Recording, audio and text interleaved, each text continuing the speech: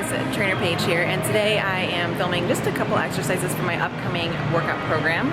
And I thought I would take you through my workout today because I intended on doing a lower body lift today, but I went on a pretty tough hike yesterday that left any sort of knee dominant movements kind of out of the picture today. There was lots of big steps and big hiking, so it was basically like 2 hours of major step-ups. So anything lunges or step-ups are out of the picture.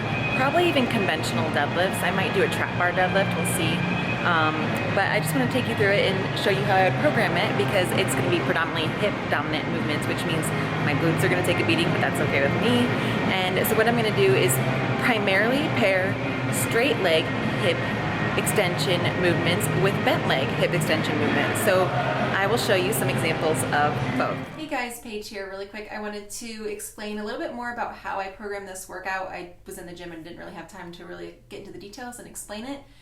So when I went on my hike the other day, I was primarily kind of shot in the quads and knee joint area. So I wanted to keep my movements to hip dominant movements, and the hip dominant movements that work the glutes and hamstrings are involved as well is hip extension, hip abduction, and external rotation.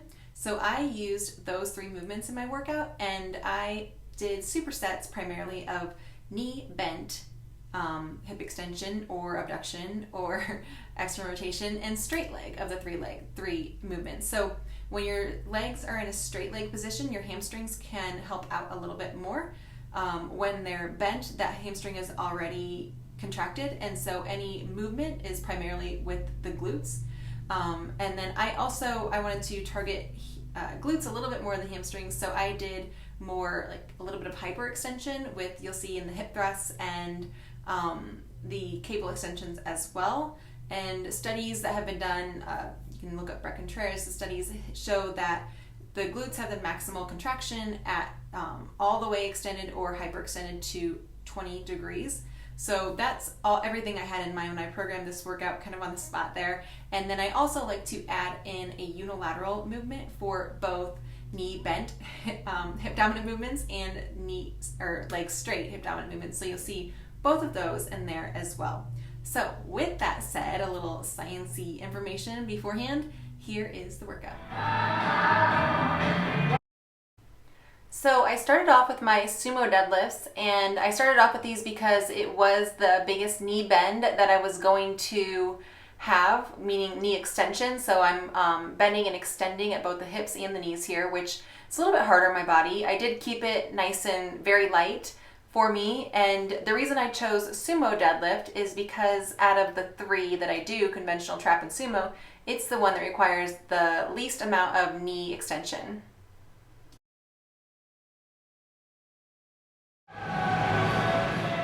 So in between my sets of sumo deadlifts, I was doing 8 to 10. I was doing partial squat X-band walks to really activate those glute meads.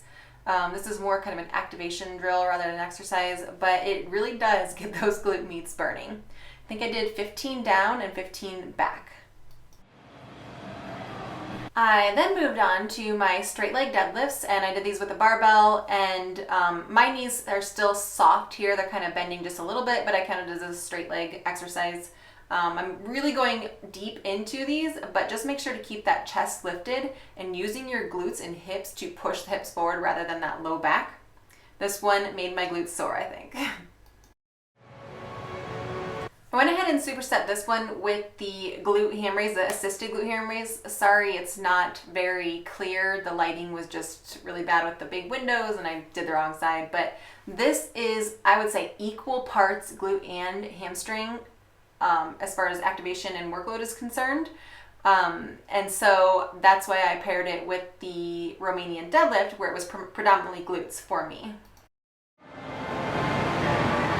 I started off my next superset with my single leg, with my unilateral straight leg hip extension exercise, and I went with the straight leg deadlift because this is one that I can always really use to isolate my glutes and that kind of glute ham tie-in towards the upper part of my hamstring. This is also really great for my balance because that's something that I'm working on, and so yeah, that's what I did for superset C1.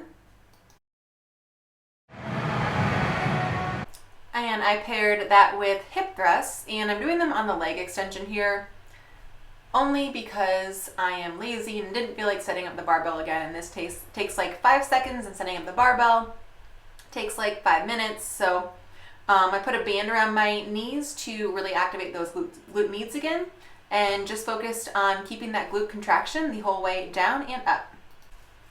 My last superset, which was actually a tri-set, there's 3 exercises.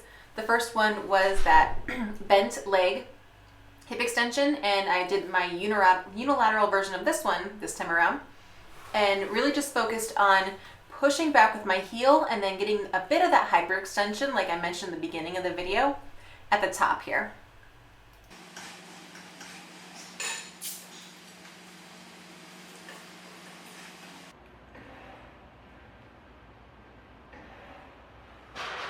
The second exercise in this set was a cable deadlift pull through, and I sometimes do these with actually more bend in my knees, but this time I wanted to take advantage of the straight leg properties of it, so I kept my knees fairly straight and really focused on the hip extension at the top.